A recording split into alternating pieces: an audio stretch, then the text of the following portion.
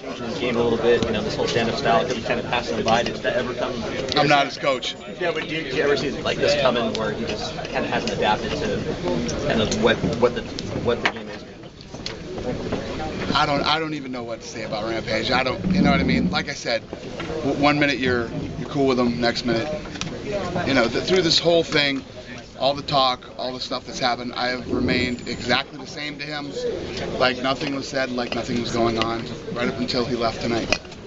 You seemed to say the other day that this is an issue that he's had like forever, that he just likes to fight. He had this issue in Pride when he left, and WFA when he came to us. And without me saying what's up with his head, it's just what's up with his head? Yeah. Yeah, I don't know. I mean, I'm not a psychologist, but it's Rampage.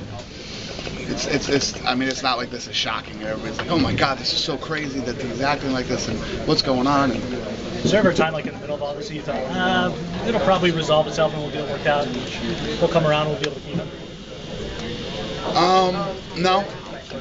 So he's like, this is the direction it's going, and it's going to play itself out. I mean, I got to be honest with you, and I was goofing around a little bit on the internet this morning. I said it. I like, this is fun for me. This is the kind of stuff. I woke up this morning, I felt like I had a big, high-stakes poker game tonight. You know what I mean? There was a lot riding tonight. Glover, Rampage. If I was worried about any of that stuff, I wouldn't have put him on the biggest platform that we have on Fox. We've treated him. He made his money, like he always makes his money. He fought on a huge platform. He had the opportunity tonight to win and do whatever he wanted to do. You know what I mean? It's not like I threw him on some prelim out in the middle of Brazil somewhere, or did this or did that. Put him on the biggest platform to shine. He either, whatever happened tonight. We didn't, he's always acting like there's something dirty being done, or there's something this or that. He didn't do anything dirty. I went into his locker room, wished him good luck before he fought. I went in and said, great fight after the fight. I mean, he was treated tonight the way he's always been treated. We didn't treat him the way that he's been treating us. How was his disposition with you when you talked to him both of those times? He's been cool. He's been cool. Like at the press conference the other day. I saw him that day. I walked in and said hi to him, just like anything else. I never had a beef with Rampage. Rampage created a beef with me and with the company, or whoever he was mad at over here. If it wasn't me, you know what I mean? I never said anything bad about him. I tell the truth, and I say this is going on and that's going on.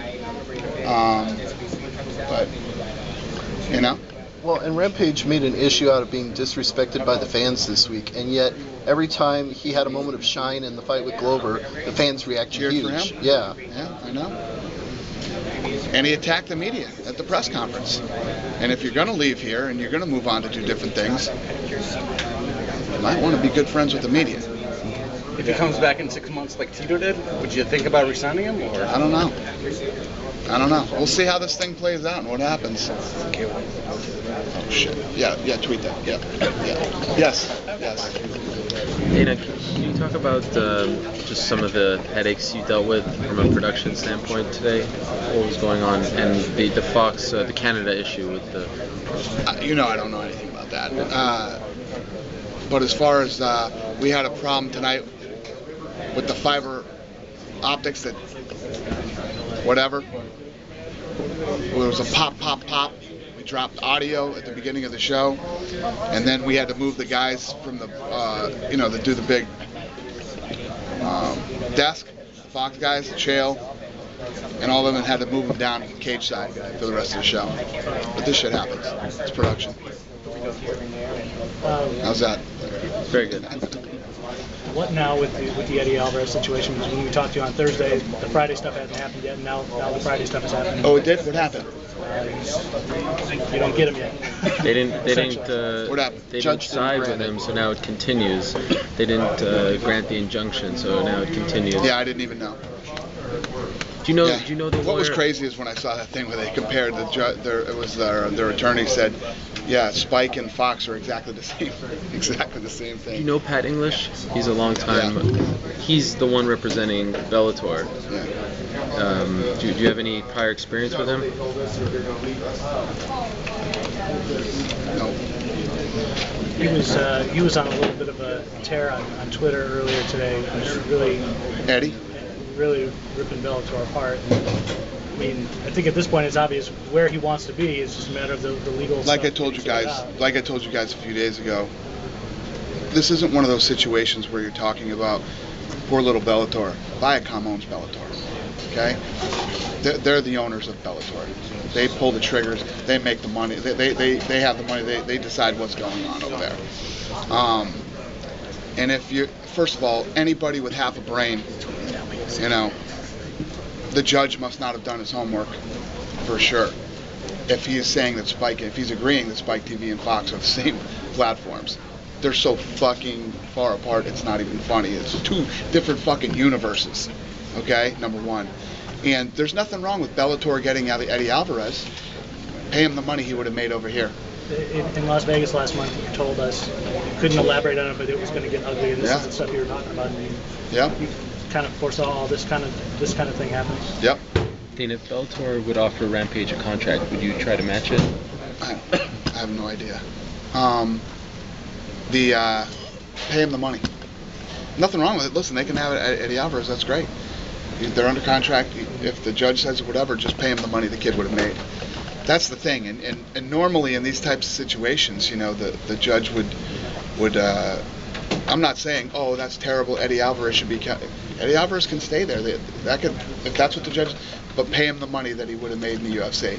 Because for them to say that any two pay-per-views, and again, I don't want to badmouth TNA, because the woman that owns TNA, Dixie, is an awesome lady. I like her and respect her very much. But they couldn't do anything on pay-per-view coming off Spike, because I saw in their argument where they said, oh, well, Spike launched his pay-per-views and does. No, actually they don't. That's not true. We did. What they're doing is that they're saying, and Spike, and not as much Spike as Viacom, has been saying, we built the UFC. No, you fucking did not. No, you did not, you arrogant, pompous jackass. You did not build the UFC. We'll see if you did. How does Bellator even consider it a matching offer when they've never had a pay-per-view before? What's their theory on that? What's that? How do they consider it a matching offer when they've never had a pay-per-view? It's ridiculous. I don't know how a court or a judge couldn't see that, you know?